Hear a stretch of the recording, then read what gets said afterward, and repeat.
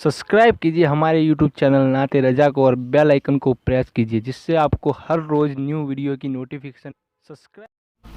ईद के मौके पर भी जिना के अड्डों को आबाद करने वाली कौम, सोचो, ये दीन हमारे घर तक पहुंचाने के लिए हुजूर के दंदान शहीद हुए हैं, हुजूर का खून बहा है। इसी पर बस नहीं, बल्कि जगह जगह पर अबू आमिर फासिक, ये नाम याद रखें, इसका नाम अबू आमिर राहिब था। ये कबीले औस का सरदार था और ये राहिब बन के रहता था, तो औस के लोग उससे बहुत मोहब्बत करते थे। औस और खजरज ये दो कबीले थे। खजरज के अंदर जो है उबई बिन काब, अब्दुल्ला इब्ने उबई था रईसुल मुनाफिकीन, और यहाँ अबू आमिर।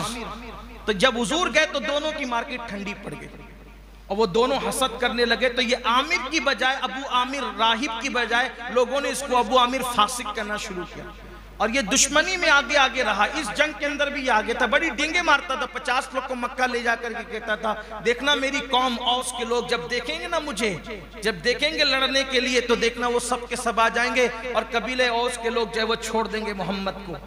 रोही फिदा सल्लल्लाहु अलैहि वसल्लम। अभी आगे क्या होता है जरा ये नाम याद रखना, सिर्फ अबू आमिर फासिक का। इस कमबख्त ने और बदबख्त ने जगह जगह गड्ढे खुदवा दिए थे, गड्ढे खुदवा दिए थे।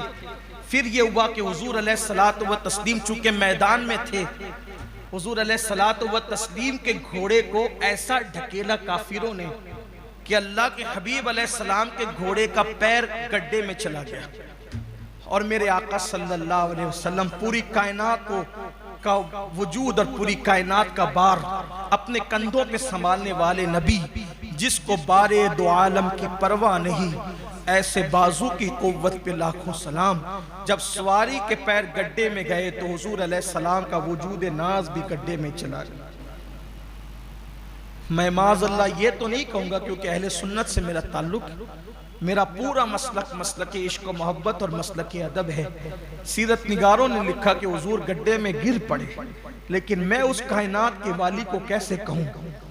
लेकिन हुजूर गड्ढे में तशरीफ ले गए, गड्ढे में आ गए। हम अदब से बात करने वाले हैं, लेकिन बात समझें। जब हुजूर अलैहिस्सलाम गड्ढे में गए तो मौलाए कायनात ने एक तरफ से मौला मुश्किल कुशा ने हुजूर अलैहिस्सलाम का हाथ पकड़ा, और हाथ पकड़ने के बाद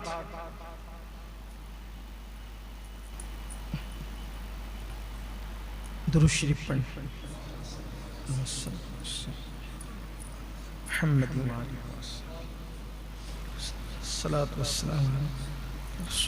सल्लल्लाहु अलैहि वसल्लम।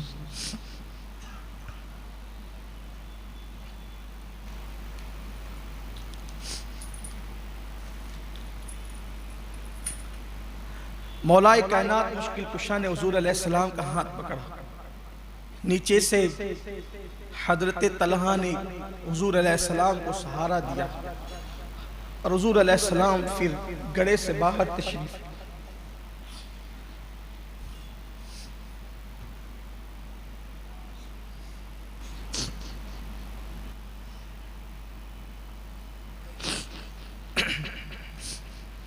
जब अल्लाह के हबीब अलैहिस्सलाम गड्ढे से बाहर तशरीफ लाए, तो जब हुजूर अलैहिस्सलाम गड्ढे में गए थे तो हुजूर अलैहिस्सलाम ने लोहे की टोपी पहन रखी थी, जिसको खुद कहते हैं। खुद की दोनों कड़ियां हुजूर अलैहिस्सलाम के गालों में घुस गई। जब दोनों कड़ियां हुजूर अलैहिस्सलाम के गालों में घुसी, सहाबा तड़प गए। हुजूर के दोनों घुटने छिल गए, दोनों घुटनों से खून जारी हो गया, और उसके बाद इधर होठों से खून बहता है, उधर दंदान शहीद है, इधर गालों में कड़ियां घुसी हुई है। ये हुजूर अकरम सल्लल्लाहु अलैहि वसल्लम की कुर्बानी है। सिर्फ चांद को दो टुकड़े कर करके दीन नहीं फैला है, सूरज पलटा करके दीन नहीं फैला है। सिर्फ मस्जिद नबवी के मिंबर पे हुजूर अलैहिस्सलाम ने वाज और नसीहत फरमाई और दीन फैल गया, ऐसा नहीं है। जहां वाज है, जहां मौजज़ात है, वहीं पर ओहद के मैदान का ये मंजर भी है। सोचे तो जरा, आज हमें खराश भी नहीं आती और हम दीन का काम करना चाहते। हम मुजाहिदे दीन बनना चाहते हैं, मुजाहिदे मजहब बनना चाहते हैं, मुजाहिदे इस्लाम खराश भी नहीं। हम 1 घंटे की नींद की कुर्बानी भी नहीं दे सकते और हम मुसलमान और आशिक़ रसूल बनना चाहते हैं। हमारे पास कोई कुर्बानी का जज्बा नहीं है। ये मर्तबे यूं ही नहीं मिलते। अल्लाह के हबीब अलैहिस्सलाम के दोनों घुटने, वो घुटने जिनके सामने अंबिया जानो तय करें अदब के हवाले से, वो मुबारक घुटने जहां जिब्रील आकर के अपने जानो तय करें, वो आज ओहद की वादियों के अंदर छिल गए हैं, खून बह रहा है उससे। हुजूर अलैहिस्सलाम को सहाबा किराम ने ये कैफियत देखी तो उठा करके जब वो पहाड़ के दामन में ले गए, दोनों तरफ की कड़ियां घुसी हुई है। अब निकालने की बात है तो सैयदना सिद्दीक अकबर रदी अल्लाह ताला अन्हु, साद इब्न अबी वक़ास, मौलाए कायनात ही निकालने के लिए कोशिश कर रहे हैं। हजरत अबू उबैदा इब्नुल जर्राह मिन्नत करते हैं, अबू बकर मेरे भाई ये सआदत मुझे अंजाम देने दो ताकि ये सआदत मैं निभाऊं और ये काम मैं अंजाम दूं।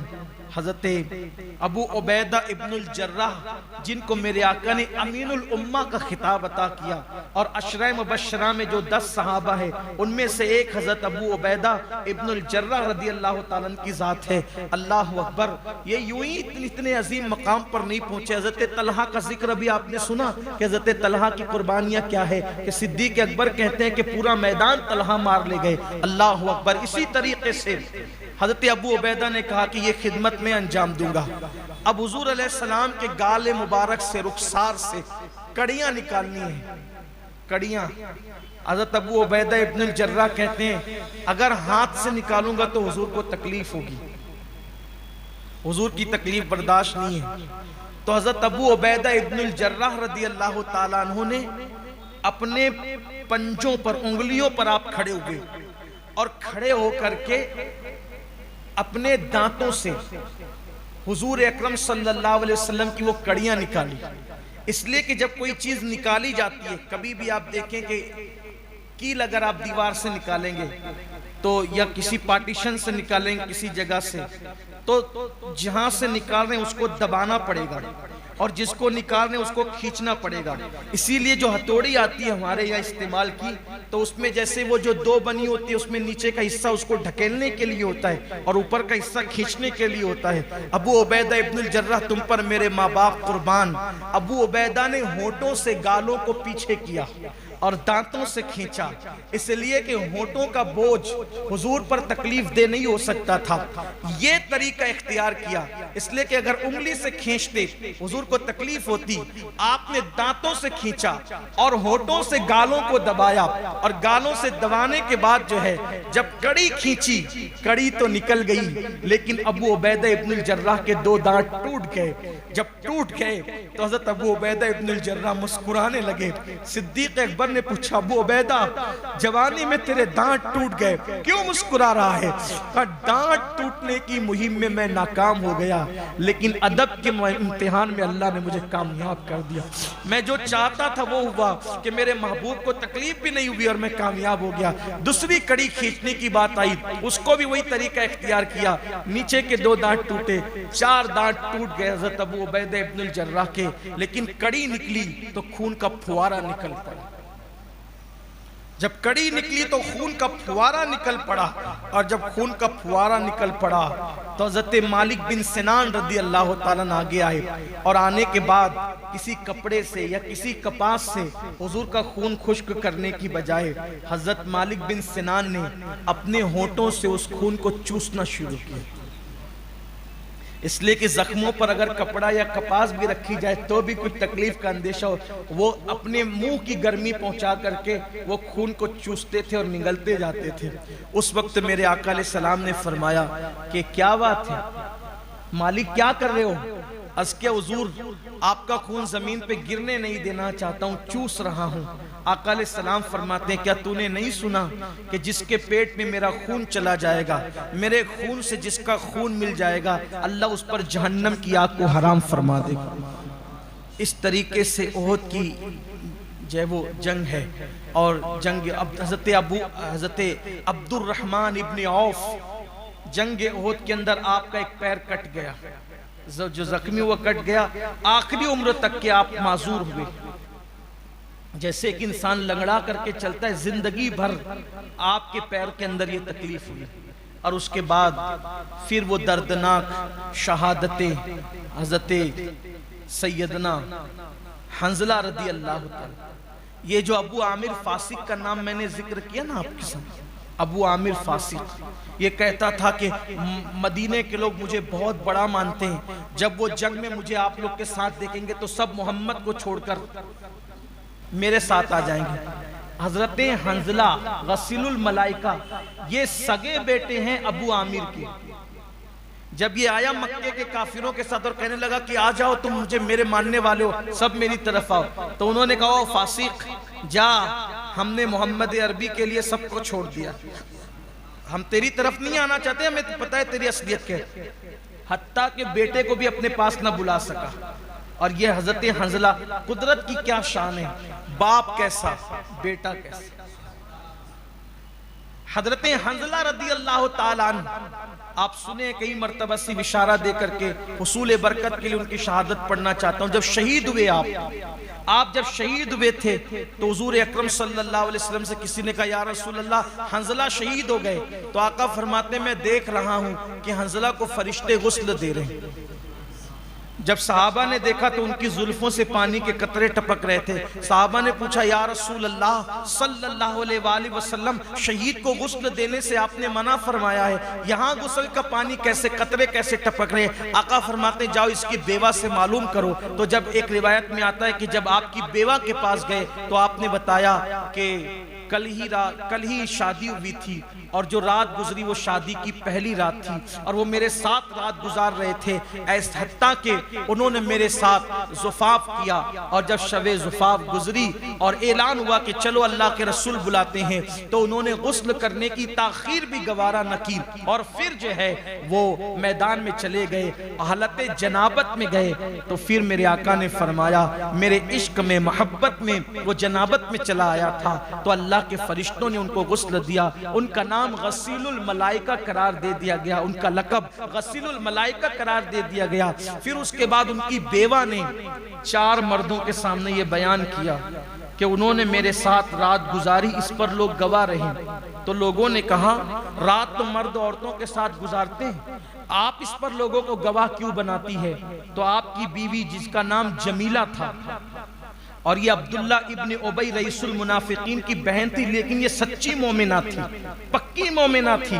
तो उन्होंने फरमाया मैं इसलिए 4 लोगों को गवाह बना रही हूं कि मुझे उम्मीद है कि अल्लाह तबारक व ताला हो सकता है कि मुझे औलाद अता करे, तो कल कोई कहानी किससे न गढ़े जाएं। तो कहा तुमने क्यों गवाह बनाया? तो कहा गवाह इसलिए बनाया कि मैंने देखा शादी की पहली ही रात में मैंने देखा कि आसमान के दरवाजे खुले और हंजला आसमान के अंदर चले गए और वो दरवाजे बंद कर दिए गए। मैं समझ गई हंजला जिस जंग में जा रहे हैं अब वापस नहीं आएंगे, ये शहीद हो जाएंगे, इसलिए मैं ये चाहती हूं कि 4 लोग गवाह हो जाएं। और फिर अल्लाह की शान, पहली ही रात के अंदर बीवी के साथ रात गुजारने की बरकत, अल्लाह ने उसी रात में पहली ही शब में उस खातून को मां बनने का शरफ अता फरमाया और उनसे हजरत अब्दुल्ला इब्ने हंजला गसीलुल मलाइका पैदा हुए। हजरत अब्दुल्ला इब्ने हंजला गसीलुल मलाइका, और ये वो सहाबी हैं जब यजीद ने जो है मदीने मुनव्वरा पर चढ़ाई करने का हुक्म दिया तो उस वक्त मुसलमानों की जो बड़ी क़यादत कर रहे थे वो सैयदना अब्दुल्ला इब्ने हंजला यानी गसीलुल मलाइका के बेटे हजरत हंजला के बेटे अब्दुल्ला रदी अल्लाह तआला, जो पहली ही रात माँ के शिकम में आए थे, वो जो है वो मुसलमानों की क़यादत करते हुए नजर आ रहे थे। फिर हजरत हंजला की भी शहादत होती है और फिर उसके बाद आखिर में कई बार मैं ये शहादत पढ़ चुका हूँ, शहादत हद सैयदुश शुहदा अमीर हमजा रदी अल्लाह ताला अन्हु। फिर उसके बाद हजरत अमीर हमजा रदी अल्लाह ताला की शहादत अमीर हमजा कब हुई इसके बारे में कोई हतमी तौर पर तरतीब हम नहीं बता सकते। जो भी आपने अभी शहादतें सुनी जैसे हम करबला में शहादतें तरतीब नहीं बता सकते, बस वो मरातिब के एतबार से शहादतें पढ़ी जाती है, वैसे यहाँ भी जो है कोई तरतीब नहीं कि पहले कौन शहीद हुआ बाद में कौन शहीद हुआ। अलबत्ता उनकी शहादत का जिक्र ये बयान किया जाता है। हज़रत अमीर हमजा रदी अल्लाह ताला हुजूर के चचा थे, ईमान लाए और शुरू में ईमान लाए। फारूक आजम रदी अल्लाह ताला से पहले ईमान लाए। बहुत बहादुर थे, असदुल अरब कहलाते थे, अरब के शेर कहलाते थे। हमजा असदुल अरब, अरब के शेर कहलाते थे। सीना चौड़ा था, कद भी ऊंचा था और अल्लाह तबारक व तआला ने हुस्न भी दिया था। बनु हाशिम का बच्चा ही खूबसूरत था, तो अल्लाह ताला ने बड़ा नवाजा था हुस्न से, ताकत से, कुव्वत से। आप मुसलमान हुए, फारूक आजम से पहले मुसलमान हुए, बल्कि जब फारूक आजम 40वें नंबर पे मुसलमान हुए और वो हुजूर अलैहिस्सलाम से दारे अरकम में मिलने के लिए आ रहे थे, और किसी ने कहा कि उमर आ रहे हैं, तो उस वक्त हज़रत हमजा ने तलवार निकाल ली और कहा कि अगर वो खैर का इरादा लेकर के आ रहे हैं तो फिर हम उनका इस्तकबाल करते हैं, और अगर वो शर का इरादा लेकर के आ रहे हैं तो उमर यहाँ से बचकर नहीं जाएगा। और फिर उसके बाद फारूक आजम तो मुसलमान ही होने के लिए आए थे। इस्लाम में पहली नमाज पढ़ने के लिए जब सहाबा किराम हरम की तरफ जा रहे थे, आज हरम में नमाज पढ़ना बहुत आसान है, बल्कि फजीलत है, शान से पढ़ते हैं लोग, लेकिन उस दिन ये वो लोग जा रहे थे पहली मर्तबा एलानिया नमाज पढ़ने के लिए, और कुर्बान जाएं। उस नमाज, उन नमाजियों के साथ में आगे की तरफ हजरत फारूक आजम थे और पीछे की तरफ हजरत हमजा थे, और दोनों ने नेज़े बुलंद कर रखे थे और फरमाया कि जो शख्स अपनी बीवी को बेवा करना चाहता है और जो अपने बच्चों को यतीम करना चाहता है, मोहम्मद अरबी और उनके साथियों को रोक सकता है तो हरम में नमाज पढ़ने से रोक दो। इस शान से लेकर के निकले थे ये लोग नमाज पढ़ाने के लिए। सहाबा किराम रिदवानुल्लाहि ताला अलैहिम अजमईन, बड़ी कुर्बानियां हैं।